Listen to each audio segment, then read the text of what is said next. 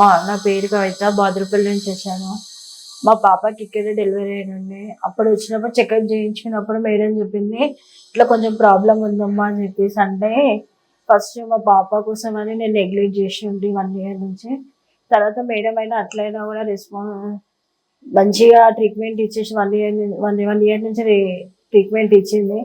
నేను మళ్ళీ మేడం అన్నది, నువ్వు చూడు కవిత, ఆలోచించి చూసుకొని చేయించుకోమని అనేసి అన్నది. అంటే నేను ఆలోచించుకొని నేనే నిర్ణయం తీసుకొని మళ్ళీ వచ్చి డాక్టర్ దగ్గర సజెస్ట్ చేసి ఆపరేషన్ చేయించుకున్నాను, ల్యాప్టాస్కోప్. ఇప్పుడు బాగుంది, మంచిగా ఉంది. అప్పటికన్నా ఇప్పుడు బాగుంది. మేడంకి చెప్పాను, ముందు మంచిగా లేకుండే, నాకు కొంచెం ఊరికి కొంచెం నీరసంగా అట్లుండేది. ఇప్పుడు ఈ ల్యాప్టాస్కోప్ ఆపరేషన్ చేయించినాక బాగానే ఉంది.